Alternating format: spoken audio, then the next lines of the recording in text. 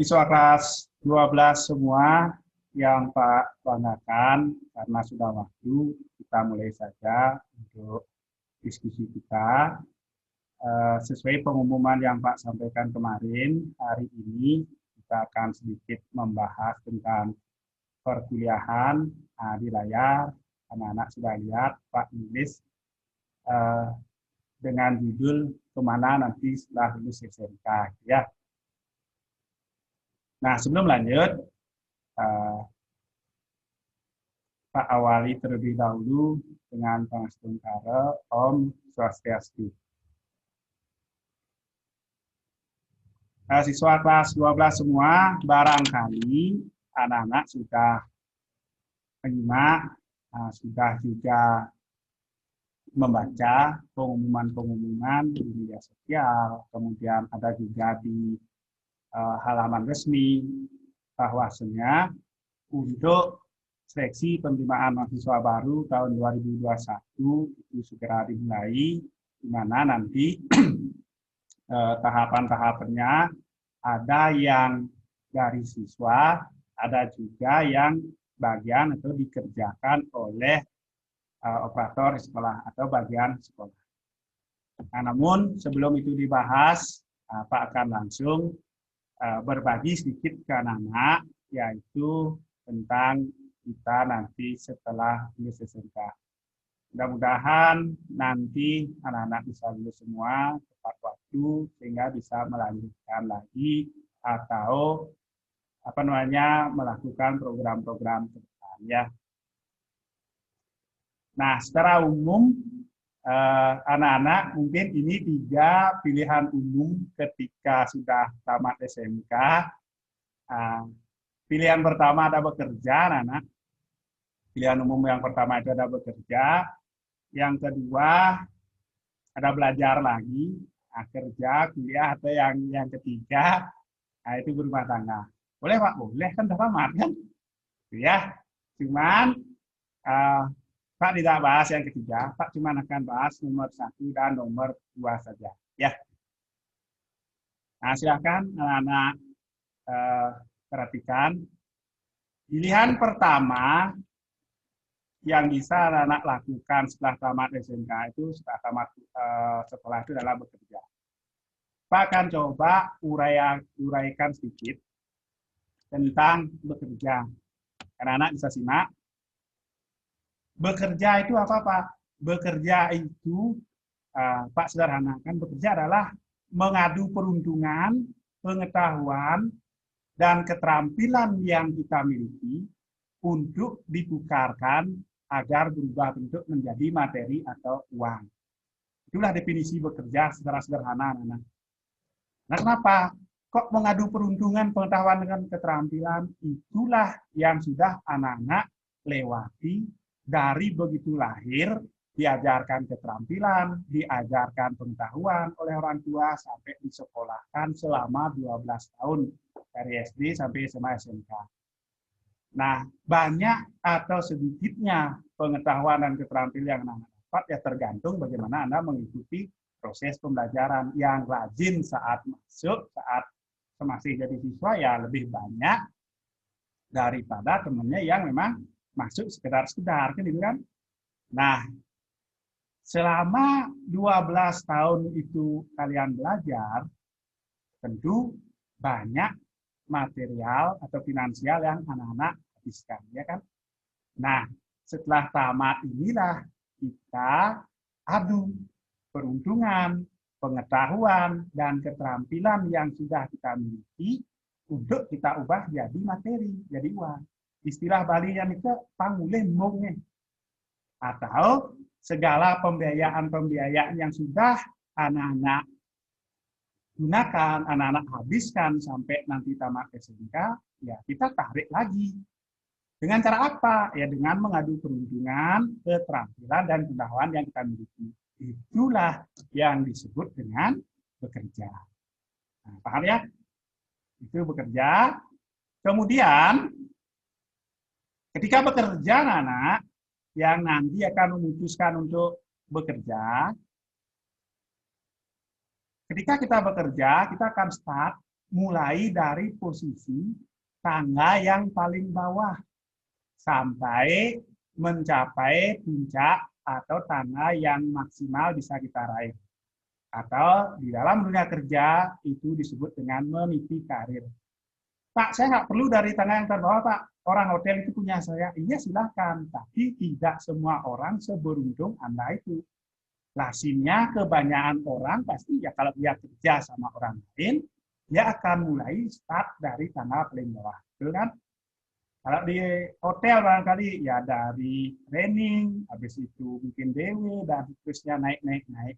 Tapi Pak, itu hotel punya orang tua saya, ya bersyukurlah Anda tidak meniti karir dari bawah karena sudah punya rezeki, tapi tidak semua orang seberuntung Anda. Nah, kebanyakan orang pasti mulai start dari yang paling bawah. Berikutnya, Nana, mungkin ketika anak-anak training kemarin sering dengar dunia kerja itu kejam, anak-anak. Ya, seniornya barangkali bercerita kemarin, dia menyimpulkan dunia kerja itu kejam. Harus mampu bersaing, tekun, ulet, pintar melihat peluang, mendaya gunakan segala kemampuan. Dunia kerja itu kejam dan persaingnya ketat. Kadang kalau anak-anak setuju, kita nggak tahu mana kawan, mana lawan. Paginya ajak makan bareng di kantin, bisa saja siangnya mereka ngaduin kita di pimpinan, menjelek-jelekkan kita, itu hal yang biasa di tempat kerja. Makanya tidak berlebihan kalau ada yang menyatakan dunia kerja itu kejam. Nah, harus bisa bersaing. Nanti dimanapun Anda bekerja, yang milih pilihan pertama untuk bekerja, tak sudah tagikan ke anak.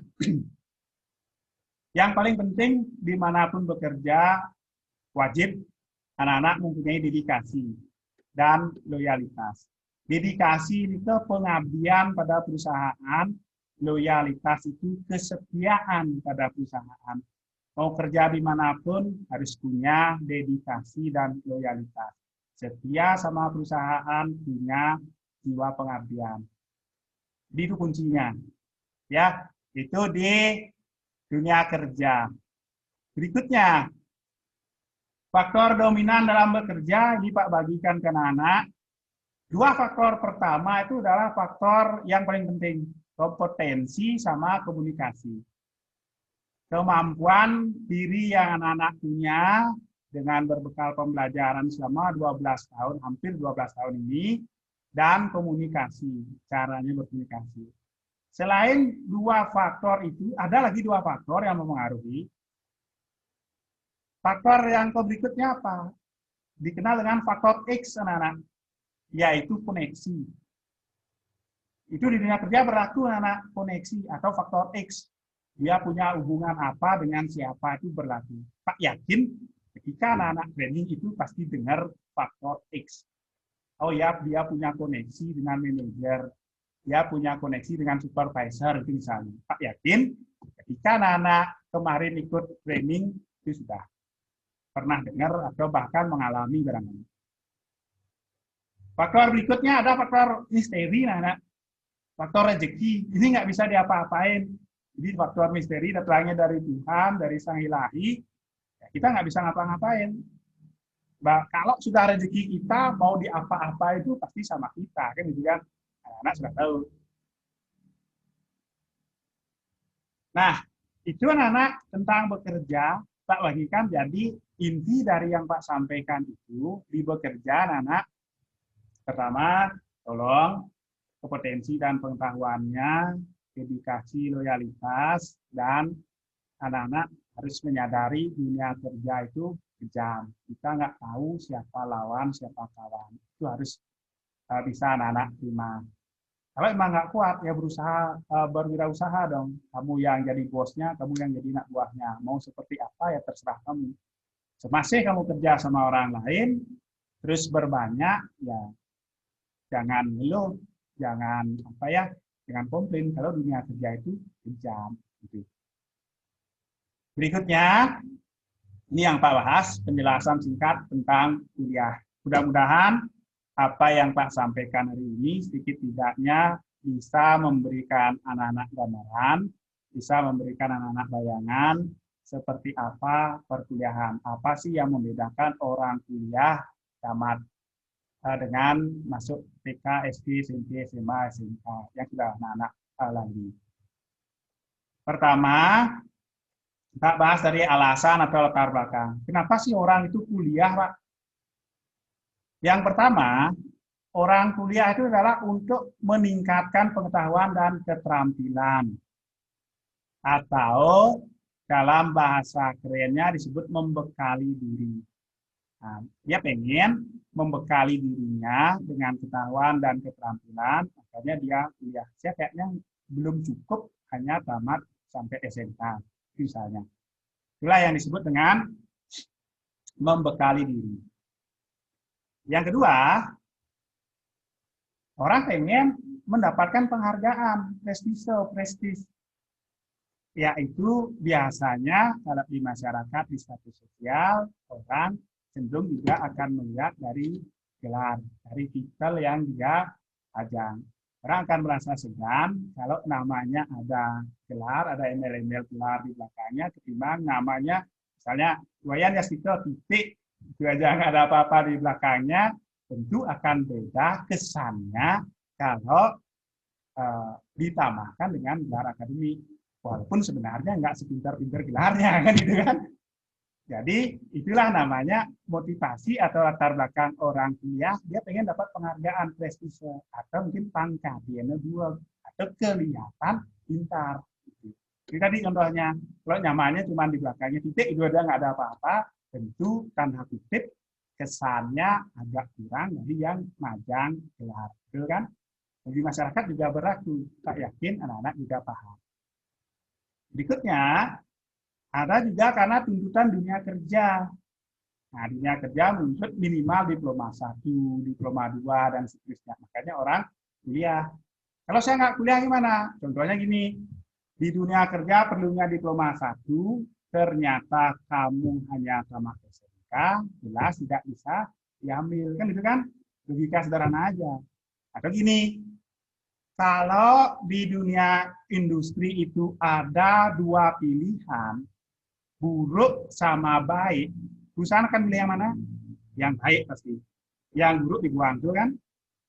Kondisi kedua, pilihnya dua, baik sama yang lebih baik. Mana yang diambil? Pasti yang lebih baik. Yang baik dibuang. Itu. Makanya orang kuliah, itulah tuntutan dunia kerja. Ya, berikutnya, menuju jabatan yang lebih tinggi. Kadang orang sudah bekerja, pengen menuju jabatan yang lebih tinggi, mereka kuliah lagi. Gitu. Ya, kemudian motivasi eksternal lainnya. Jadi tujuan-tujuan yang lain. Jadi secara umum, mungkin Pak tulis 5 yang melatar belakangi orang itu untuk kuliah. Ya, paham ya? Berikutnya, ini pertanyaannya, kapan? Nah, ini mungkin yang bisa Pak akan luruskan. Kapan saya bisa kuliah, Pak? Jawab pertama, kalau sudah memungkinkan, Anda bisa langsung kuliah setelah tamat SMK. Bisa, Pak? Silakan. Saya sudah dapat ijazah. Yang kedua, jika tidak mungkin tahun ini, bisa tahun depan, atau tahun depannya lagi. Jadi yang membedakan, begitu Anda kemarin tamat SMP, kan harus langsung daftar, kan? Entah ke SMA, entah ke SMK, nah emang harus langsung daftar. Kalau sekarang, Pak, saya belum punya uang, Pak. Misalnya saya kerja dulu, nanti tahun depan, tahun 2022, mungkin saya kuliah 2023, boleh? Boleh, apa-apa. Ya harus, makanya Pak ada tulis, jika memungkinkan silahkan langsung, barangkali Anda kurang beruntung, punya keterbatasan ekonomi barangkali, bukan dijadikan sebuah alasan untuk tidak berusaha, seperti itu, saya tahun depan aja ngumpulin finansial dulu, silakan. Itu yang membedakan. Kuliah boleh setelah menikah, boleh. Ketika hamil boleh. Mempunyai anak bahkan silakan. Yang relatif tua pun silakan. Boleh. Kalau dulu Anda mendengar kata long life education, kuliah inilah long life education, belajar sepanjang hayat. Karena mau kuliah setelah nikah silahkan, kuliah setelah punya anak silahkan, apa? Nggak harus langsung begitu tamat. Tetap ya, kalau Anda punya uh, kesempatan, punya finansial, bisa ikut kuliah langsung setelah tamat silahkan. Kalau harus nunggu mungkin ngumpulin uang dulu, silahkan belakangan nggak apa-apa. Jadi yang membedakan ketika kemarin tamat SMP, Anda harus ke SMK, nggak ada jeda. Sekarang kalau mau jeda juga apa. Atau mungkin ini, loh Pak, saya sudah bosan sekali belajar, Pak. Sudah 12 tahun itu aja tugas PR, ulangan, tugas PR, ulangan itu aja. Saya pengen ngasuh dong sekitar 1 tahun boleh ya, nanti tahun depannya saya tidak, ya, silahkan. Gitu. Paham ya? Berikutnya, nah ini 3 hal anak-anak yang mesti kamu pikir dari sekarang, yang dipertimbangkan sebelum kuliah. Pertama itu adalah kompetensi diri, bakat dan minat. Atau mungkin Pak bahasa Bali kan ragone duwagnya dijel. Ragone demennya di bagian apa. Nike yang pertama kali dipikir, atau dicek. Ya, nanti Pak akan jelaskan di belakang ini. Yang kedua, kemampuan menyelesaikan kuliah dan daya ekonomi, daya dukung ekonomi. Lihat juga daya dukung kita. Kuliah kan nggak gratis toh, kan bayar. Nah, nanti kalian punya tugas, dicek dong sama orang tuanya, kemampuan orang tua saya seperti apa. Jangan terlalu dipaksa orang tuanya, kan kasihan, sudah tua dipaksa lagi gitu kan. Nah, cek kemampuan ekonomi. Kalau misalnya kemampuan ekonominya adalah kuliahnya tahun depan, misalnya karena sekarang pandemi tidak bisa tahun ini, jangan disalahkan orang tuanya, jangan disalahkan keadaannya. Ya kita ambil yang tengah, ya udah tahun depan aja. Atau kayaknya saya hanya bisa kuliah 1 tahun Pak, atau 2 tahun. Ya, jangan maksa kuliah 4 tahun, nanti nggak nyampe. Gitu. Paham ya? Yang pertama anak-anak harus pertimbangkan adalah kompetensi diri. Saya maksimal di mana? Contoh, mungkin Pak bahasa Bali kan, besekan selama kuliah nih, sing sama bahasa Inggris, Pak, saya mau kuliah Pak, S1 sastra Inggris. Apa yang terjadi? Tak lulus. Besekan tak nenteng trigin, bijak goyang, getar. Teman saya semua milih servis, Pak, saya milih servis. Apa yang terjadi? Ya nggak maksimal. Nah, terus kamu komplain ke Pak, segala sesuatu itu berproses, Pak. Bisa dipelajari, Pak. Mungkin kalian nanti, orang tua saya bilang, kuntulan tiuk yang sangi kelmangan. Oke, itu benar, saya setuju. Tapi anak-anak juga perlu mikir. Kita kan berpacu dengan waktu. Mana yang lebih cepat atau lebih baik? Yang memang sudah ada bakat atau yang sama sekali nggak ada bakat, biasa. Silakan. Besekan sama sekali sih bisa bahasa Inggris, pilih bahasa Inggris, kan hasilnya jauh lebih buruk daripada yang memang sudah bisa bahasa Inggris, pilih lagi bahasa Inggris. Ada contohnya, mungkin bahasa Bali, besekan lagi ngisi panggul sing kain, Pak saya mau kuliah S1 kerawitan, tukang megamel, masa iya bisa? Itu perlu waktu gitu. Besekan nih ngebakang limo sing saya mau jadi penari, nggak bisa seperti itu. Yuk. Berikutnya, nah ini yang Pak lihatin tadi, selama anak-anak masuk dari TK, SD, SMP, SMA, SMK, mungkin ini gambar Pak nemu di internet, seperti inilah memang pendidikan di dasar dan menengah. Mungkin anak-anak sudah pernah lihat, ini fenomenal sekali gambarnya, dulu sangat viral. Gambarnya adalah menceritakan bagaimana di sekolah. Itu ada Pak gurunya ngajar, terus siswanya punya bakat manjat, kemudian jalan di salju, pinguinnya punya bakat tenaganya besar sampai hewan-hewan ini. Hewan itu dianalogikan kemampuan anak-anak. Ketika TK, SD, SMP, SMA, SMK itu Pak Guru tidak memperhatikan kemampuan masing-masing individu siswa. Ya Pak, yang sama sekali tidak tertarik mempelajari PKN Pak. Karena kenapa? Saya memang nggak paham pasal apa, pasal 28 tentang HAM itu saya nggak paham Pak. Apa yang terjadi? Pokoknya ketika Pak ngajar dia PKM. Mau kamu ngerti, mau kamu enggak, mau kamu paham, mau enggak, mau kamu senang enggak, pokoknya PKM. Mungkin belajar lain, Bu, saya nggak senang belajar matematika. Jangankan hitung uang, Bu. Kadang saya ngukur meja aja salah ngukur. Pokoknya sekarang matematik, ikutin. Ini, ya di gambar. Pak gurunya ngomong di gambar ini. Biar adil, kita mengikuti ujian yang sama. Disuruh manjat pohon ikannya. Pak, saya memang benar-benar nggak bisa manjat. Ikannya ngomong itu analogi gambarnya. Sudah saya ceritakan. Nggak bisa, pokoknya manjat. Itu gurunya. Kan itu yang kita rasakan sampai saat ini, selama ini. Terus yang senang ya monyetnya. Gitu. Besok lagi ada ujian. Pokoknya sekarang ujiannya adalah berenang. Yang senang ikannya. Monyet, tapi saya nggak bisa. Pokoknya renang. Itu gurunya ngajar. Apa yang ingin saya sampaikan? Ketika kuliah, Anda nggak akan dididik seperti ini lagi. Metodenya seperti ini lagi. Dicek sesuai kemampuan. Kalau Anda nyari jurusan bahasa Inggris, maka yang dapatnya kebanyakan adalah bahasa Inggris. Itu contohnya.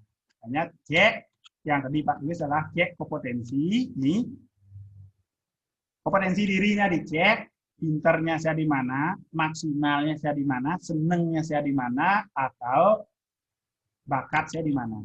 Setelah itu, lihat ke samping kemampuan orang tua saya gimana. Gitu ya, paham ya? Oke. Apa yang membedakan, Pak? Kalau saya kuliah dengan SMA, SMK itu bedanya apa? Pertama jelas uniform atau seragamnya beda ya. Ada tempat kuliah yang secara umum ada yang ngasih pakaian uniform kayak SMA, SMK, ada juga yang cuma ngasih satu pakaian aja, yaitu jas saja. Pakaian yang lainnya bebas, kayak pakaian bekerja. Nah, nanti tergantung kebijakan di tempat kuliah. Waktu belajarnya juga, sekarang barangkali anak-anak sering dengar kuliah malam, kelas karyawan, itu boleh. Itu kita bisa request paginya kerja, saya minta kuliah sore, biasanya dikasih kebijakan rembuk selama itu di kampusnya masih bisa diatur. Terus kita nyesuaiin programnya, misalnya cari aja kuliah yang memang melaksanakan pagi, sorenya kita kerja. Kalau SMA SMK bisa, nggak bisa. Pak, boleh nggak saya masuk pagi, sorenya saya mau kerja, Pak. Pokoknya masuk sore kerja. Nah, gitu kan? Itu yang membedakan anak. Kemudian, teknik penilaian, teknik pengajaran itu juga berbeda. Anda akan bisa buktikan omongan saya nanti ketika kuliah, prosedur pembinaannya sedikit. Kalau SMA SMK, barangkali anak-anak, oh siswanya nakal, dibina, buat surat pernyataan. Saya berjanji tidak akan mengulanginya lagi. Pin mana ini? Panggil lagi. Urut-urut di kantor. Kan gitu kan? Kalau kamu berarti kan, itu naik ke dalam masa depan. Ini Pak, janji, bin puan, bin, dan sebagainya. Kenapa guru saya ketika SMK itu tidak saklek? Karena kita mikir nganggap ya, oh masih anak-anak, belum menemukan jati dirinya, masih perlu kita bina semaksimal mungkin. Setelah kita lakukan secara maksimal, tidak ada perubahan, ya terserah dia. Kalau kuliah nggak bisa. Kalau besok kamu ngelanggar, pasti pembinaan pertama, pembinaan kedua out. Karena dia anggap sudah dewasa kok nggak bisa dibina, outin aja. Kalau sekarang sampai SMA SMK itu masih dianggap ya anak-anak masih perlu kita bina. Mudah-mudahan mau berubah. Itu makanya Pak murid itu nakal, sana bijak sih langsung pecah tuh nggak bisa sih itu anak-anak kalau kamu sadari bina dulu dan lain sebagainya.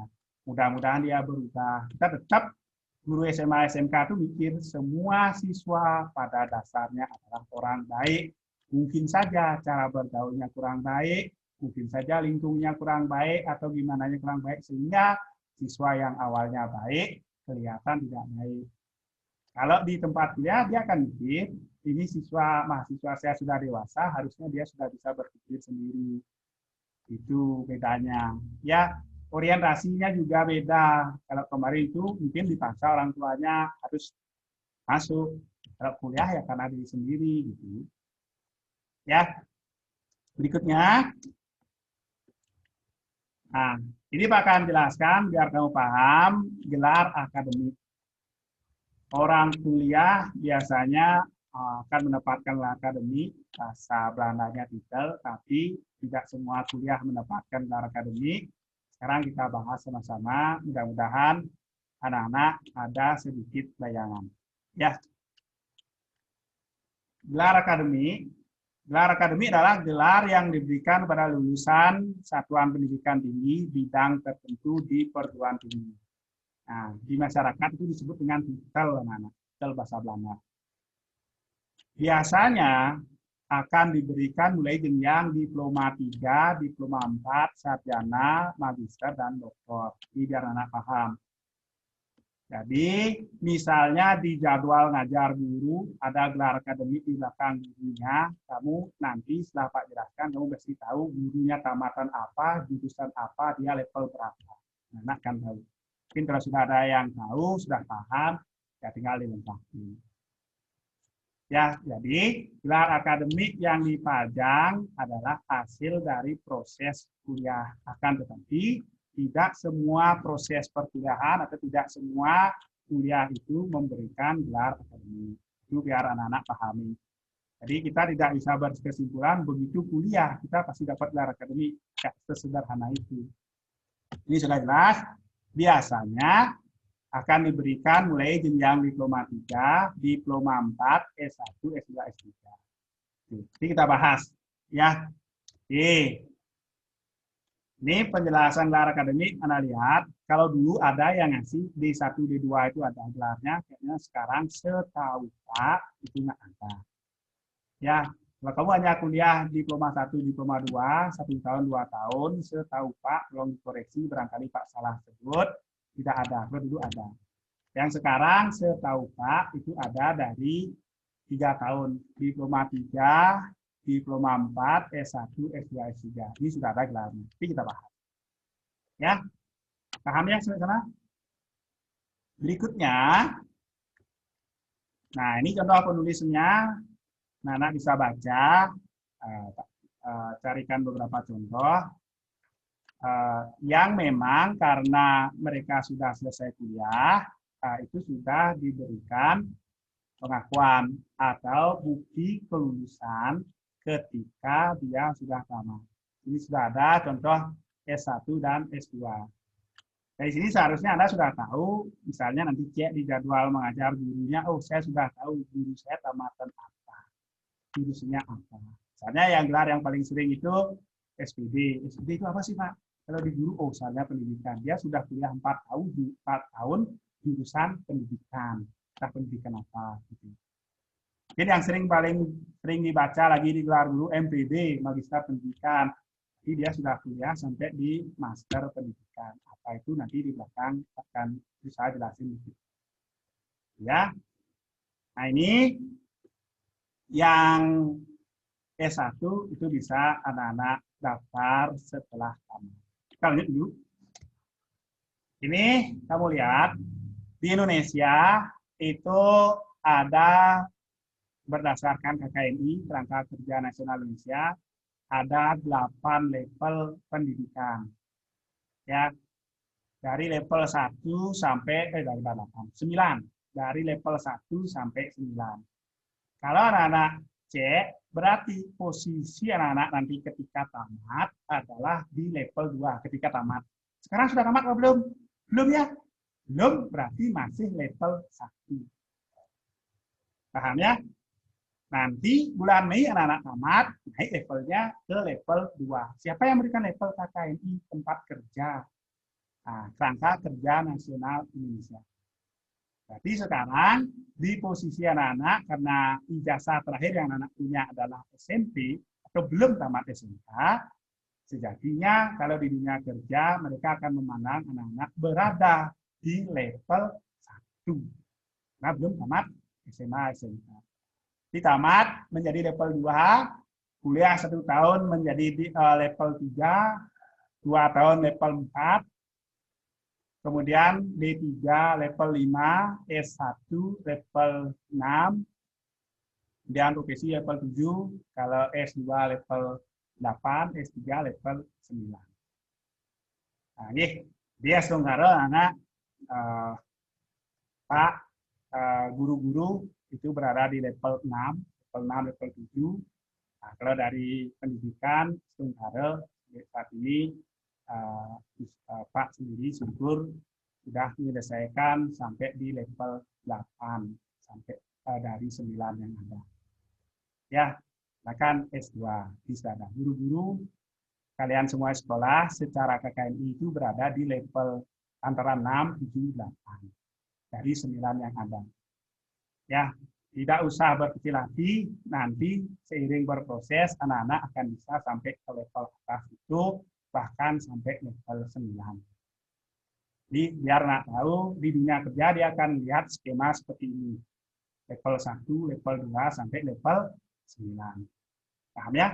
Oke. Kalau sudah, sekarang cara mendaftar. Cara mendaftar silahkan. Pertama, sebelum Pak bahas cara mendaftar, ini dukung dari sekolah. Syukur anak-anak akreditasi yang dimiliki oleh sekolah itu adalah akreditasinya A, nilainya sudah 91, dan sertifikatnya berlaku sampai 31 Desember 2021. Nah, masih sampai anak-anak tamat itu berlaku A-nya. Nanti kalau anak-anak di tempat kuliahnya membutuhkan sertifikat akreditasi sekolah, Pak akan share di grup filenya biar anak-anak bisa kirim. Ya, sementara sekolah sudah di akreditasi A, nah, nanti kalau perlu Pak akan berikan filenya. Ini masih berlaku sampai 31 Desember 2021. Sampai anak-anak sudah tamat. Ya, mudah-mudahan nanti tetap A nggak turun lagi. Bisa turun Pak, bisa. Jadi B, jadi C gitu ya. Kayak juara. Gitu. Oke, lanjut. Nah, dukungan yang kedua dari sekolah itu adalah kita di sekolah pasti memfasilitasi anak-anak di pendaftaran SNMPTN, SBMPTN, BDISI, dan PMDK itu namanya. Apa itu di belakang ini Pak akan jelaskan. Syukur kemarin juga sudah ada pelatihan, kebetulan Pak juga ikut. Tahun kemarin juga ada, ini yang tahun 2019. Yang 2020 belum sempat Pak scan. Ya, jadi intinya sama, ini sudah ada pelatihan, kebetulan ikutnya di Universitas Udayana. Ada. Oke. Nah, jenjang, ini yang Pak share kemarin. Jenjang yang bisa anak-anak ambil begitu nanti tamat adalah ada 5. Silahkan dipilih. Ya, jenjang yang pertama itu ya kuliahnya setahun, diploma 1. Boleh Pak? Boleh, silahkan daftar sana. Ini kelimanya ini, silahkan. Pak, kalau saya misalnya daftar kelimanya boleh? Boleh, tapi itu gendang namanya. Gimana caranya bisa kelimanya ya? Pilih salah satu lah. Ya, kalau pertanyaannya boleh ya boleh, tapi kita nggak akan bisa. Paginya kuliah di 1, sorenya kuliah di 2, dan seterusnya, ya hampir nggak bisa. Sekarang pilih, mana yang mau dipilih? Mau 1 tahun, 2 tahun, seperti tadi, setahu Pak, kalau kalian kuliahnya cuma setahun, 2 tahun, itu nanti setelah tamat, biasanya, sekali ini Pak garis bawahi, setahu Pak sampai sekarang, tidak ada gelarnya. Ya, tidak ada gelar akademiknya, gitu. Kemudian, kalau yang anak-anak pilih adalah diploma 3, kalian akan kuliah selama 3 tahun, begitu tamat, anak akan mendapatkan gelar A, MD, jurusannya apa. Makanya sana Pak tulis bintang, jurusannya apa. Nanti di belakang Pak bahas. Kemudian ada diploma 4, nah, kalian akan kuliah kurang lebih 4 tahun, nah, ada gelarnya SPR PAR, kayak dulunya SST PAR, dan lain sebagainya. Dari sana anak-anak sudah bisa membaca jurus 1 tamatan diploma 4. Ada juga S1 yang namanya nanti begitu tamat, Anda akan, kalau misalnya ngambil S1, tamat SMK, kuliah kurang lebih 4 tahun. Di tamat, Anda berhak menggunakan gelar akademik S apa, misalnya SPD, SI, SH, dan seterusnya. Yang depannya SIP, itu sarjana. Harus kuliah kurang lebih 4 tahun. Nah, oke. Terus lagi, begitu anak-anak tamat nanti, dari sekarang pun sebenarnya udah dibuka daftarnya, yang bisa anak-anak ambil adalah jenjang 1 tahun, 2 tahun, 3 tahun, 4 tahun.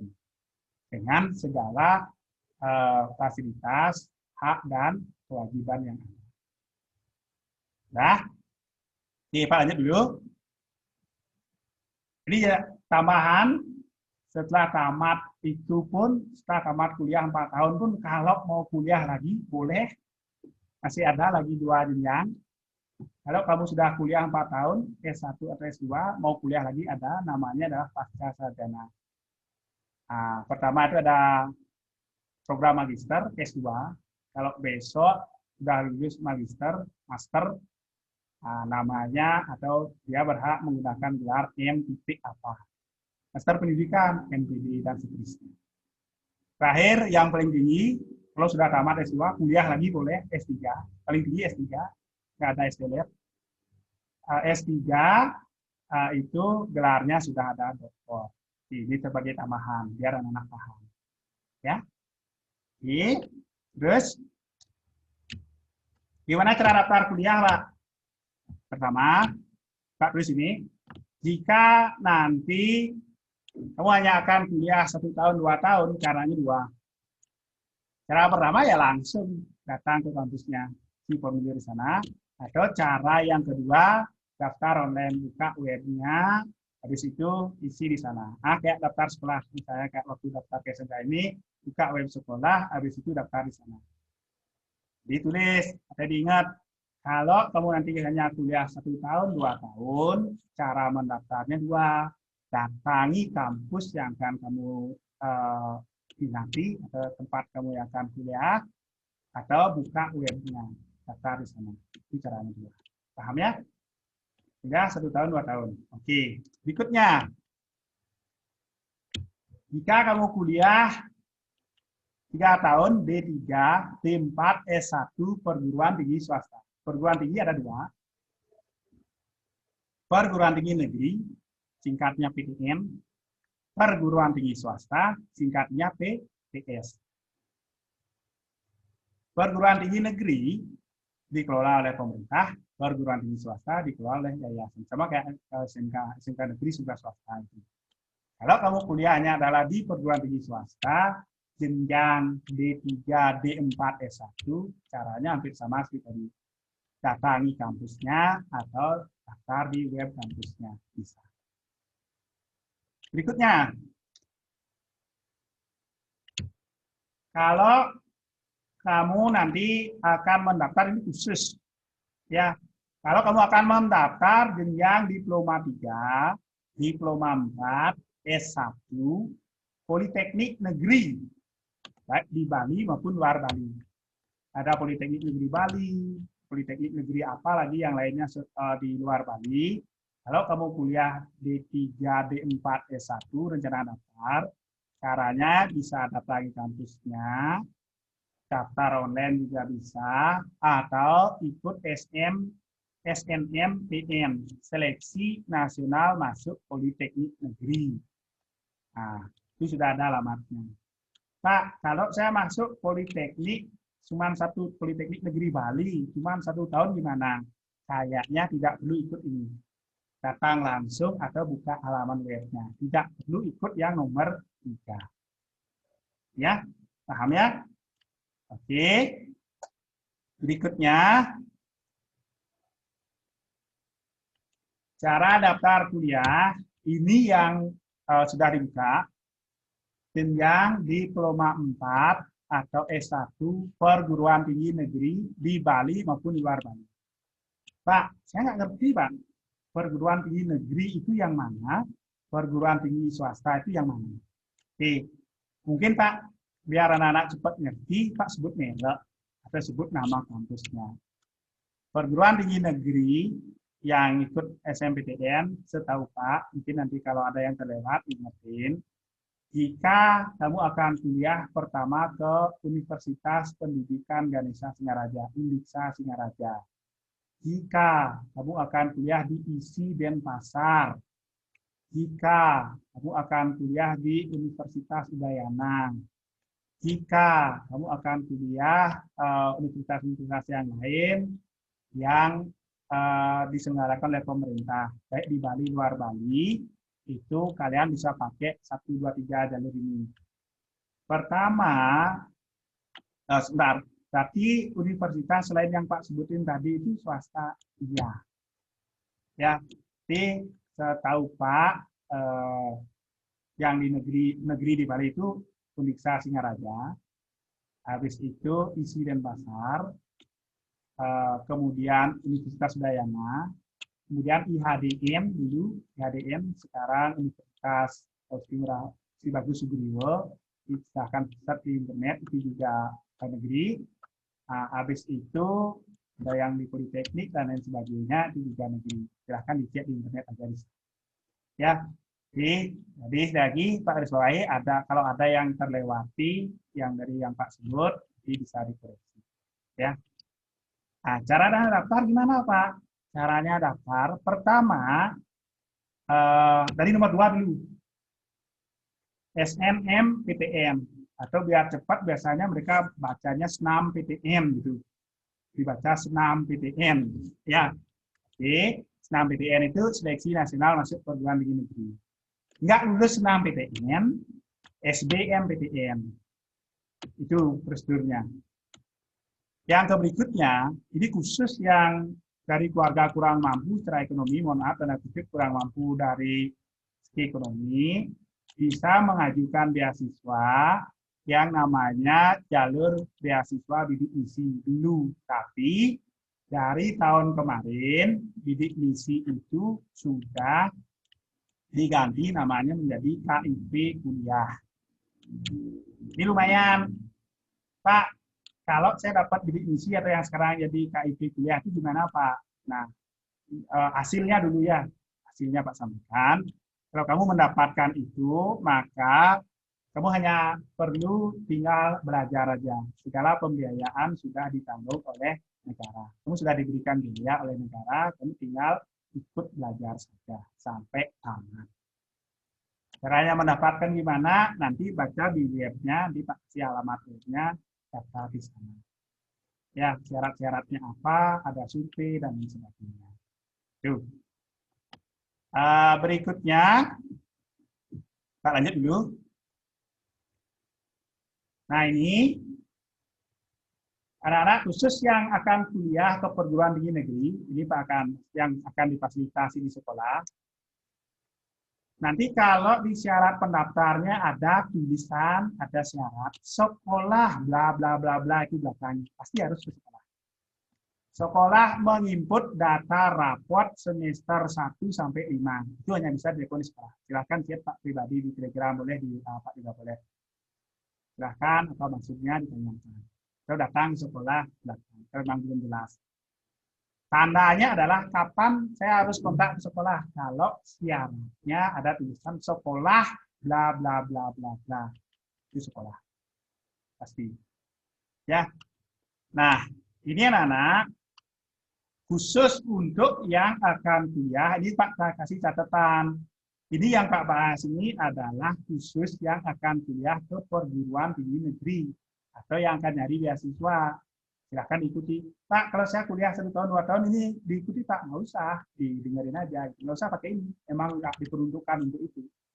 Ya, oke, di sini kita akan bahas beberapa istilah. Pertama, istilahnya adalah LTMPT. Lembaga Tes Masuk Perguruan Tinggi. Tempat kita tes. Itu namanya LTMPT, lembaga yang akan ngetes kamu, layak nggak kamu ikut masuk perguruan tinggi A, dia yang ngetes. Paham ya?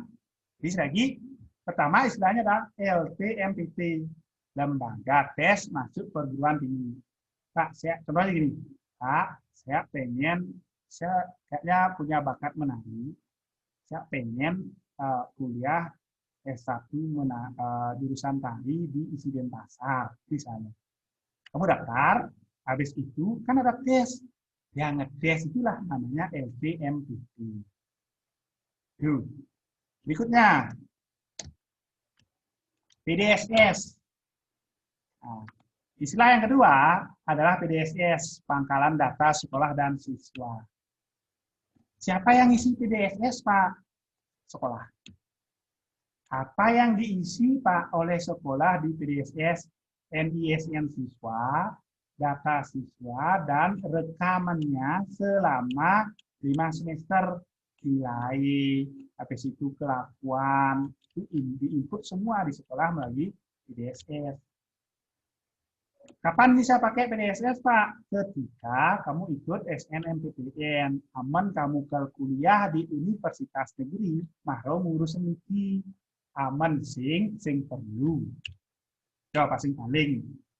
Lagi, aman kamu ke kuliah ke negeri, seperti tadi, mungkin Pak sebut yang di Bali, aman kamu ke kuliah ke Singaraja, jadi pengen jadi guru barangkali ke Universitas Pendidikan Desa Singaraja bisa, kalau kuliah di Udayana, kalau kuliah di Universitas Ki Bagus Subriyo, IHDN yang dulu, isi Denpasar, sama kampus yang lain yang negeri, baru pakai ini.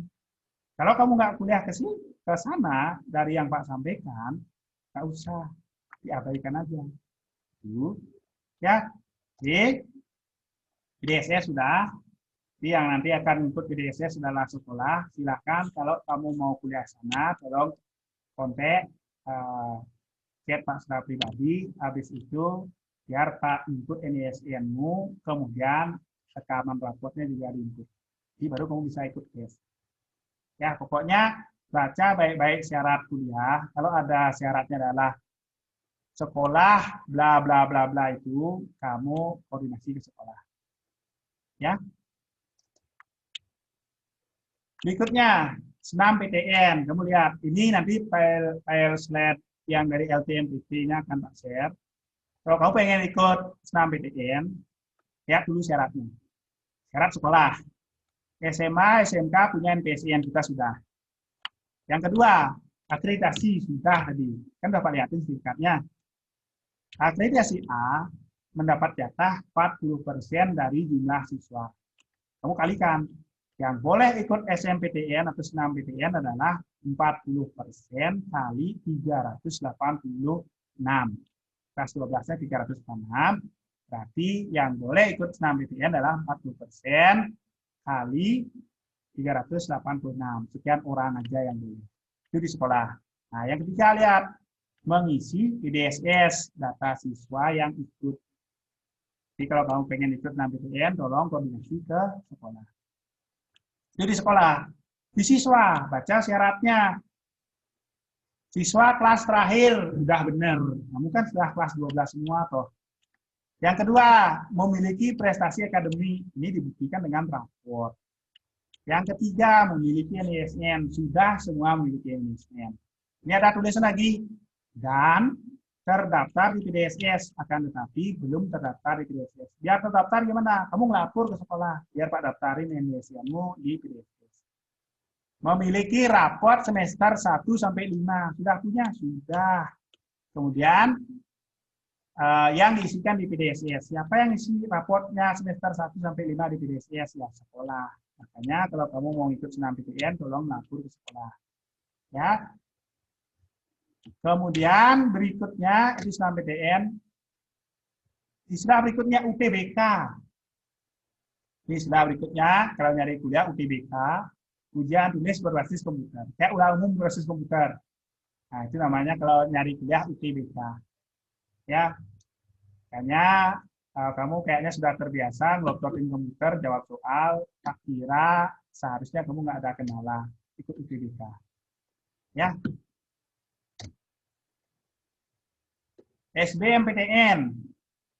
Ini SBMPTN. Kalau kamu pengen ikut SBMPTN, silakan syaratnya dibaca. Ingat baca syaratnya. Ya. Ini siswa lulusan 2019, 2020, dan seterusnya sudah ada semua. Tinggal dibaca. Nanti file presentasi yang Pak sampaikan ini Pak kirim. Silahkan kamu baca lebih lengkap. Kalau ada yang belum dipahami, silahkan ditanyakan. Ingat yang belum dipahami.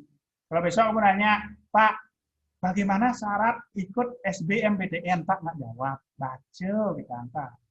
Ini kan sudah ada. Ya, oke. Itu untuk istilah-istilah anak-anak. Karena banyak istilah, makanya Pak, kayaknya ini Pak harus sampaikan ke anak-anak. Ya, kalau biasanya kalau tetap muka, ya mungkin istilah tak bahas. Karena ini jarak jauh, ya Pak juga sampaikan secara jarak jauh. Berikutnya, HIP kuliah. Nah, ini yang penting, HIP kuliah dulu namanya adalah bidik misi. Sekarang sudah berganti nama menjadi HIP kuliah.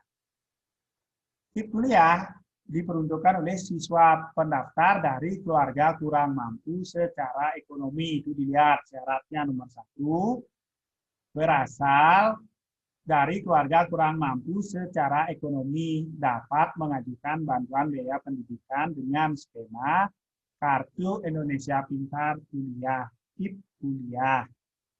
Apa syaratnya, Pak? Bagaimana caranya mengajukan? Ini sudah dikasih. Nomor 2, lihat, baca. Informasi detail, dilihat pada web pusat Layanan Pendidikan, alamatnya sudah ada. HIP kuliah Kemdikbud.id. Baca di sana, cek. Kalau bisa silakan, kalau enggak ya tungguin. Cukup kuliah bidik misi. Ya. Nanti kalau ada dokumen-dokumen yang diperlukan, tolong segera koordinasi. Dan Pak kasih catatan, Pak tidak akan mau melayani permintaan dokumen dari siswa yang serba nada. Tolong kasih jeda, minta Pak, saya disuruh diminta surat keterangan sebagai siswa di tempat saya, kampus tempat saya mendaftar. Kapan disetor? Besok Pak, tanggal 12. Sekarang tanggal berapa? Tanggal 11. Buatin sekarang ya Pak, nggak usah nyari. Karena kenapa? Bisa saja Bapak kepala sekolah nggak ada. Biar tidak ada dusta gitu, dusta di antara kita, dusta di antara kita. Dari sekarang saya sampaikan, kalau kamu minta dokumen dari sekolah, tolong kasih jeda. Jedanya gimana? Oh, tanggal 12 ngumpul, maksimal tanggal daso pengurang. Nah, yang disuruh ngumpul surat, terakhir tanggal 10 di kampus, tanggal 11 tanggal daso ngapur. Itu tanggal 11. Atau jak nengil, tutup, tanggal roras jam itu semengen kalau ke kampus itu surat jak ngeredak petangnya telepon jam dasar petangnya Pak tanggal 11 petangnya Pak yang surat bimani ku namun semengen jauh kamu kuliah Pak sinyak ini gitu. Biasakan Pak yakin kampus tempat kamu akan kuliah nanti tidak akan minta data se ekstrim itu. Masa ya diumumin ke calon mahasiswanya hubungi gurunya jam 10 malam, kita ngumpul surat jam 6 pagi. Belum pernah Pak dengar ada kampus seperti itu. Pasti jauh-jauh hari, karena kampus sudah menyadari betul itu proses di sekolah, nyari tenaga Pak sekolah, dan sebagainya. Jadi jangan nada-nada, ingat itu. Jadi kalau besok kamu nada, Pak kasih marah, atau Pak tidak buatkan, ya silakan. Kalau kamu marah pun nggak apa-apa. Yang penting Pak sudah beritahu sekarang, minimal H-2 kel nyetor surat bengelapur. Ingat tuh, H-2 kel nyetor tanggal lunas, maksimal tanggal daso peteng sing ingin, atau jangan daso lemah nih, silakan ngatur Pak, yang perlu surat untuk ini. Tidak, Pak. Kemudian, seandainya surat-surat yang ada di sekolah itu tidak sesuai atau tidak ada sesuai dengan yang diminta oleh kampusnya, nanti Pak akan minta contohnya biar dibuatin di sekolah itu. Hanya jangan ada. Nah, jika anak yang bisa Pak sampaikan istilah-istilah dan sebagainya ini, nah Pak akan coba jelasin secara singkat saja setahu Pak dari literatur-literatur yang Pak baca jenjang masing-masing perkuliahan. Dengan harapan seandainya ada yang terlewat, ini secara umum aja, nggak bisa secara detail, karena masing-masing kampus kan punya kebijakan sendiri, standar juga sendiri, ini secara umum aja. Mudah-mudahan bisa memberikan gambaran. Oke, anak-anak lihat di layar. Yang pertama yang bisa anak-anak cari setelah tamat SMK tadi kan ada 5. Yang pertama adalah diploma 1. Diploma 1 itu masa belajarnya 1 tahun, 2 semester. Biasanya ada yang kuliah 5 hari seminggu, ada yang 3 hari, dan sebagainya. Tujuannya sudah ada juga, membekali banyak praktik daripada teori, mengupgrade skill, itu yang 1 tahun. Biar saya lulus gimana Pak? Membuat laporan kayak praktek kerja atau kayak laporan training waktu kelas 11 kemarin. Inilah anak-anak tujuannya biar kamu nyadar ketika kelas 11 kemarin disuruh buat laporan, ada guru pembimbing, selama masih salah diperbaiki. Yang mungkin kemarin sangat benci, sangat dendam sama gurunya, Pak, yang begadang aing ngeprint yang lumayan di sekolah jak sore. Ya, mulai sekarang Pak sudah jelaskan maksudnya, mungkin ya silahkan beristighfar. Itu pemahaman Anda adalah keliru. Kalian sudah disiapkan secara mental di sekolah, waktu kelas 11, Pak, saya buat laporan selama salah dicoret. Nanti kuliah dicoret, raga biasa. Tidak di SMK ngelaporan, pangklu bimbingan pangpat coretnya dulu. Jadi coret mah raga biasa, tidak ada masalah. Jika kalian punya pemikiran seperti itu, bukannya malah marah-marah. Kan tuh guru DP ngajak coret-coret. Kalau ada yang masih punya pemikiran seperti itu, ya istighfar. Ada tujuan lain yang pengen ditanamkan ke anak-anak, yaitu ketika kuliah D1, D2, D3, D4, D1 itu kamu pasti buat laporan mirip seperti itu. Selama masih salah, pasti dicoret, disuruh memperbaiki. Secara batin kamu sudah siap. Aku biasa bidang ini buat coret-coret itu masih. Nah, gitu maksudnya. Ya paham ya. Nah, kemudian kalau kamu yang ambil adalah diploma 1, cuma kuliah setahun, syaratnya sudah buat laporan hampir mirip kayak laporan training kemarin, ya sudah. Kuliah 1 tahun, habis itu selesai.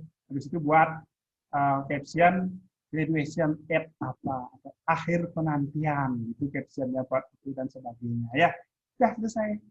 Masuknya Juli, nanti Juli sudah tamat, Juli tahun 2022, mudah amat selesai 1 tahun. Sudah pakai jubah, baju yang besar itu, habis itu pakai toga juga, sudah selesai, sudah cuma setahun sudah selesai.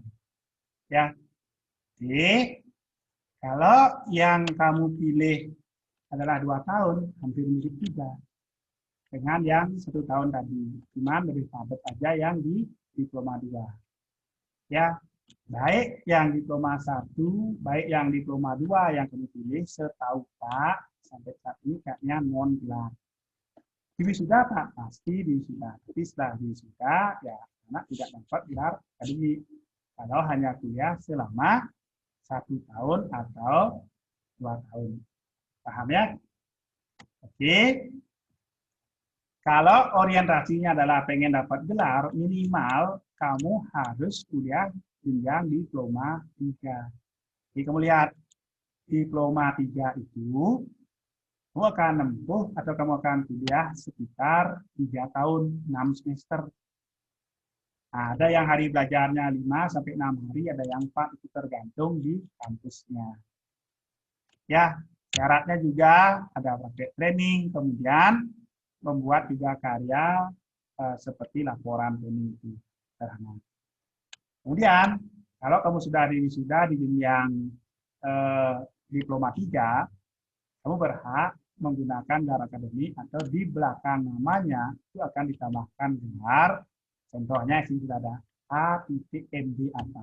A.MD itu singkatan dari ahli media, belakangnya ada jurusan. Misalnya, guru saya ada majang A.MD.Par. Tapi dia sudah pernah kuliah diploma 3 jurusan pariwisata. Ya, barangkali yang minat kebidanan, ini Pak kasih contoh kebidanan. AMD itu nanti namanya, ya kamu paham. Ya, bahwa tidak semua perkuliahan itu memberikan gelar. Biasanya setahu Pak, kalau hanya kuliah setahun, 2 tahun nggak ada gelarnya. Kalau kamu pengen dapat gelar minimal 3 tahun. Ini contohnya, kalau saya kuliahnya 3 tahun, ya dapatnya gelar A.MD. Misalnya kuliah 3 tahun di jurusan pariwisata, di belakang namanya misalnya siapa, A.MD.Par. Paham ya? Biar ada bayangan. Berikutnya ada jenjang namanya diploma 4. Diploma 4 itu mirip dengan sarjana. Ya, Pak, apa sih bedanya diploma 4 sama S1 kan sama-sama 4 tahun, Pak. Nah, itu di konsentrasinya mirip dengan ini SMA dengan SMK. Nah, itu yang membedakan D4 sama S1. Kita bahas yang D4. Kalau kamu nanti nyari jurusan adalah atau kamu akan kuliah diploma 4, itu akan kamu tempuh selama sekitar 4 tahun, 8 semester. Nah, kamu akan dibekali teori, kemudian cara berpikir sistematis, kemudian langsung bekerja sesuai dengan jurusannya, ada training dan lain sebagainya, membuat training, membuat karya ilmiah. Yang kamu perhatikan adalah di saat lulusnya halamannya semakin banyak. Ya, kita lihat. Nah, 30 sampai 45. Ya kan? Sekarang sekitar 45 sampai 65 halamannya. Nah, setelah selesai, kalian menempuh 4 tahun di diploma 4 itu, nanti akan diberikan gelar akademik, STTR apa, atau SST apa.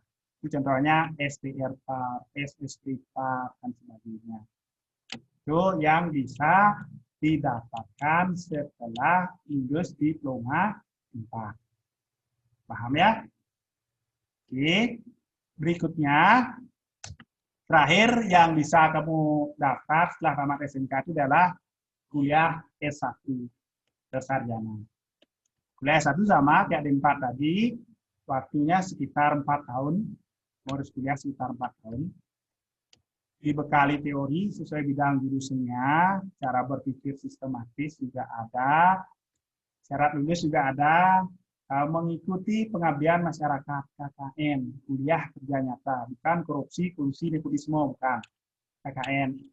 Mungkin anak-anak dulu sebelum pandemi pernah lihat di desa-desa itu ada posko KKN di universitas ini, ada mahasiswa-mahasiswa yang ke desa, itulah mahasiswa S1. Mereka KKN lihat kalau di kampus teorinya ini, kalau di desa seperti apa prakteknya. Ya, contoh yang sering waktu di kelas Pak bahas, kalau di sekolah di kampus jam 7.30 sudah mulai sudah masuk semua muridnya. Di desa bisa nggak seperti itu? Ayo kita semua pemuda jam 7.30 jam siang, mari mulai kan itu kan beda kan? Nah, itu anak-anak. Nah, kita kembali kalau kamu pilih jenjang S1 terus sarjana, kamu akan kuliah sekitar 4 tahun. Jadi kamu juga akan ikut KKN, kuliah kerja nyata, kemudian syarat lulusnya juga membuat karya tulis namanya skripsi. Ya, sekarang kamu sudah paham maksudnya kenapa dia nggak pernah keluar ikut di banyak ya, dia lagi buat skripsi. Apa sih skripsi saya nggak tahu. Nah, skripsi itu adalah karya ilmiah yang dibuat oleh mahasiswa S1. Biar bisa lulus, kalian harus buat skripsi. Itu secara umum. Berikutnya, kalau sudah lulus program sarjana S1, maka nanti kamu akan berhak diberikan gelar oleh kampus tempat kuliahnya. Misalnya adalah kalau di pendidikan jurusannya ya SPD, kalau di sini FSN, sosial, teknik, dan seterusnya. Itu ya. Paham kan di mana orang nyari gelar akademiknya mesti kuliah. Lagi 2 slide saja. Ini tambahan. Setelah tamat tadi, SMK boleh kuliah, melanjutkan kuliah kemana tadi? D1, D2, D3, D4, S1. Nah, setelah tamat D4 atau S1, bisa kuliah lagi namanya pasca sarjana, yaitu jenjang magister atau S2. Atau ada yang nyebutnya master. Itu kuliah sekitar 2 tahun. Habis itu, kalau dia sudah tamat, di tamatnya, dia berhak diberikan memasang gelar M titik apa. M titik PD, misalnya. Kalau nanti kamu lihat gelar gurunya ada MPD, kamu sudah tahu dia adalah tamatan magister pendidikan. Dia adalah seorang magister pendidikan secara ijazah. Nah, ada MSN dan lain sebagainya. Pokoknya kuncinya depannya ada M titik. Ya. Berikutnya yang terakhir, kuliah yang paling terakhir, itu namanya S3, doktor. Nah, D besar, R kecil, dibaca doktor. Kalau yang nyuntik-nyuntik, D-nya kecil, R-nya juga kecil, dibaca dokter. Kalau ini, D-nya besar, R-nya kecil, doktor. U. Kalau D-nya kecil, R-nya kecil, dokter. Nah, itu ya. Itu anak-anak yang tak sampaikan dari awal, pilihan-pilihan yang bisa anak-anak ambil dari segi setelah selesai kuliah, setelah selesai sekolah untuk kuliah itu maksudnya. Pak simpulkan dulu sebelum Pak akhiri. Pertama, Anda ketika ke sekitar bulan Mei itu akan lulus, mudah-mudahan lulus semua, entah lulus normal, entah lulus corona, mudah-mudahan intinya semua nanti lulus dapat ijazah. Ketika sudah lulus, Anda mungkin bisa kebagi dua dulu, apakah mau bekerja atau melanjutkan. Bekerja tadi sudah Pak bahas, yang paling Pak tekankan, dimanapun nanti Anda bekerja, kalau yang bekerja, atau sama siapapun, tolong perhatikan dua hal itu. Tadi, dedikasi dan loyalitas. Pengabdian sama perusahaan dan kesetiaan. Kalau kuliah, tak simpulkan sekarang. Jenjang yang bisa kamu ambil kuliah adalah ada 5 jenjang. Itu lihat, D1, D2, D3, D4, S1. Itu silahkan ditulis. Berikutnya, tidak semua tempat kuliah itu memberikan kita gelar akademik. Tadi Pak sudah bahas. Kalau kamu hanya kuliah 1 tahun, 2 tahun, setahu Pak itu tidak ada. Tapi dari D3, D4, S1 itu baru yang memberikan gelar. Nah, cara daftar, tadi juga Pak sudah bahas, SNMPTN, UTBK, LPPMT, kemudian PDSS, istilah-istilah yang jelimet tadi itu hanya digunakan untuk kuliah ke negeri, baik di Bali maupun luar Bali. Kalau kamu tidak kuliah seperti itu, nggak usah ngurus itu, dibiarin aja. Ya, dan terakhir, tadi juga Pak sudah bahas cara atau gelar-gelar yang diberikan di akademik. Minimal kamu sudah tahu bahwa dunia kerja itu akan memepet ada berapa jenjang tadi? 9. Ada jenjang 9 jenjang, kemudian dari gelar-gelar yang mereka pakai, setidaknya kita bisa menyimpulkan awal, dia pernah kuliah apa, jenjangnya sampai level berapa, kompetensi yang dia miliki apa. Ya, nah, jika anak-anak yang bisa Pak sampaikan untuk hari ini, dengan harapan dapat memberikan anak-anak manfaat, dapat memberikan anak-anak gambaran, bayangan seperti apa nanti perkuliahan. Sambil jalan, silakan nanti tetap berkoordinasi, walaupun terpisah jarak itu masih ada teknologi yang hubungin, silakan disampaikan. Kalau perlu surat, silakan kontak langsung, silakan chat pribadi, catat 4 cuma 1 ke Bos Naga. Ya, tolong kasih jeda, perlu tanggal 12 maksimal H-2 kalau nyepor bong lapor ke sekolah. Sehingga sekolah pakai teknologi juga nggak apa-apa. Ya, itu ingat. Kemudian yang paling penting lagi, anak-anak tetap bisa berkoordinasi. Kalau kamu perlu surat yang tidak ada di sekolah, mungkin biarin Pak yang nyetor surat ini di tempat kuliah, foto contohnya, biar dibuatin di sekolah. Ya, kok ingat intinya nada-nada. Panjang oleh tanda tangan, panjang enang, ya masuk akal aja. Ya, nah Nikel, sesuai topik kita hari ini tentang perkuliahan dan untuk lagi satu tambahan, ini untuk perkuliahan selesai, mumpung Pak ketemu kelas 12 semua yang bisa ikut, dan nanti barangkali yang nggak bisa ikut, ya tonton aja di YouTube, mungkin Pak akan ikut. Tambahan untuk anak-anak kelas 12, nanti akan ada ujian, ya entah ujian apa namanya, itu juga ada pembiayaan. Mungkin nanti setelah Saraswati atau setelah Siwratri barangkali itu akan ada surat rincian perkiraan biaya ujian. Sama seperti tahun lalu, kalau ujiannya tidak jalan ya tinggal dikembalikan aja uangnya. Sebagai gambaran, tahun lalu kakak kelasnya yang sudah tamat, itu kalau Pak tidak salah biaya ujiannya total adalah 2.100.000 sampai di perpisahan dan sebagainya. Ternyata ujiannya batal dan itu sudah dikembalikan ke masing-masing siswa sekitar 1.600.000. Hanya kepake 500.000 yaitu untuk buat map ijazah, kalung untuk di pelepasan, kemudian foto dan lain sebagainya. Nanti juga siswa yang kelas 12 sekarang kan dititipkan surat, tolong sampaikan baik-baik dengan orang tua, karena situasi seperti ini, surat juga harus disampaikan, komunikasilah yang baik dengan orang tua. Ya, biar nggak situasi seperti ini, cara komunikasinya nggak bagus sebagai nyiram bensin ke api, jadinya meledak gitu ya. Nah, jika dan terakhir sebelum Pak akhiri,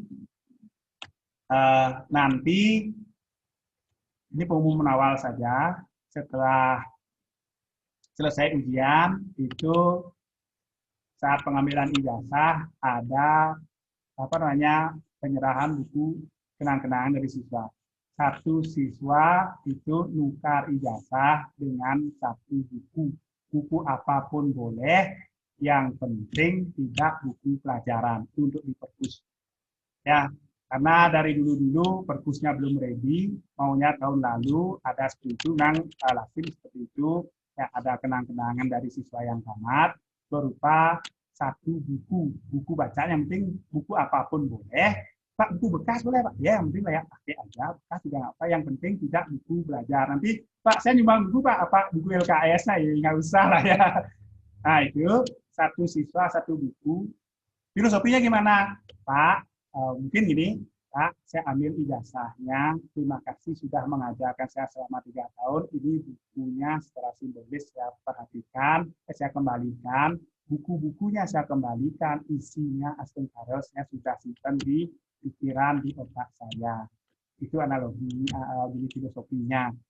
Jadi dari sekarang Pak sudah sampaikan, ketika di pengambilan ijazah, itu akan ada pemberian satu buku oleh siswa kepada sekolah. Ketika mengambil ijazah, istilahnya nukar ijazah dengan buku apapun, silahkan tolong disiapkan di sekarang. Mau buku baru Pak, sekalian buku baru boleh. Ke buku yang penting bukan buku pelajaran, yang penting bukan buku yang kita bahas di SMK, untuk apa lagi gitu kan? Silahkan. Yang logis juga, masa buku SD disetoreng ya enak juga. Satu siswa satu buku aja, halamannya juga bebas. Filosofinya seperti tadi, kurang lebih siswanya ngomong, Pak, Bapak, Ibu semua, terima kasih. Sekarang saya sudah tamat, ini bukti saya tamat dapat ijazah, bukunya saya kembalikan secara simbolis, isi buku atau pengetahuannya saya sudah simpan di memori otak saya. Itu kurang lebih filosofinya. Dia akan distempel bahwa ini bantuan atau sumbangan dari siswa yang tamat, memang pastinya seperti itu. Ya, rencananya mau dari tahun lalu, karena tahun lalu perpusnya belum jalan, akhirnya dimulai dari sekarang. Itu semoga bisa dipahami. Terima kasih anak-anak kelas 12 semua atas atensinya.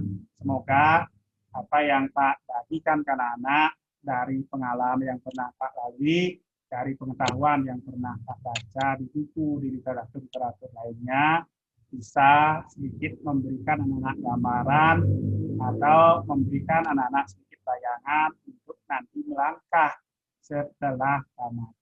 Tetap anak-anak ikuti arahan dari pemerintah, kalau sudah boleh sekolah kita akan sekolah, kalau enggak masih belum seperti sekarang ada PSBB dan lain sebagainya, kita ikut. Ya, kemudian untuk pembelajaran juga tolong tetap diikutin, walaupun dari jarak jauh dengan segala keterbatasan, dengan segala positif dan negatifnya, Pak harap itu tolong diikuti semaksimal mungkin. Ya, jadi kalau ada update-update untuk ujian, pasti Pak akan sampaikan. Kalau update-nya tidak terlalu banyak, tidak terlalu perlu Pak bahas secara tatap muka, Pak akan bahas di grup aja. memang kayak sekarang perlu Pak presentasikan, Pak akan minta waktunya. Semoga nanti ujian itu bisa berjalan, anak-anak bisa mengikuti ya. Untuk pra UKK, UKK dan lain sebagainya kita masih menunggu. Kemarin juga ada yang nanya, Pak, teman saya sekolah lain sudah pra UKK, kita kapan? Untuk pelaksanaan pra UKK dan UKK itu sepenuhnya diserahkan kepada sekolah. Dia mau ngambil kapan pun itu boleh. Silakan sesuai dengan sekolah, jadwal di sekolah, yang penting menyesuaikan dengan aturan-aturan yang ada. Intinya mau pra UKK-nya maju, mau pra UKK-nya belakangan, nanti pengumuman kelulusannya adalah barengan. Tidak ada aturan yang menyatakan bahwa pra UKK-nya itu harus barengan serentak semua. Jadi sekolah bebas atur. Makanya terjadi perbedaan, ada sekolah yang sudah pra UKK, ada yang belum. Ya sama aja, sekarang mereka pra UKK kita nanti kamu pra UKK mereka nanti. Muaranya, ujungnya sama, bulan Mei kelulusannya serentak se-Indonesia, barengan semua. Jadi nggak usah khawatir, nggak usah gusar seperti itu. Pokoknya semua sekolah sudah diberikan divis, tinggal diambil. Itu aja. Termasuk UKK nanti karena pengujinya juga terbatas, terutama penguji eksternalnya, makanya UKK dan pra-UKK itu nggak akan bisa barengan. Lain dengan ujian tulis, dengan ujian nasional atau ujian sekolah nanti kan bisa barengan, karena banyak ada komputer. Ya, paham ya? Itu anak-anak yang bisa Pak sampaikan. Sekali lagi, terima kasih atas atensi anak-anak semua. Tetap jaga kesehatan, sementara pandemi ini segera berakhir. Anak-anak juga biar bisa berkumpul di sekolah untuk nanti, terutama yang paling kita khawatirkan adalah untuk ujian anak-anak, apapun nanti nama ujiannya. Ya. Nah, sekian dulu anak-anak untuk hari ini. Pak Sinop, Andro, Ramo, Santi. Om, Santi, Santi, Santi. Om. Terima kasih.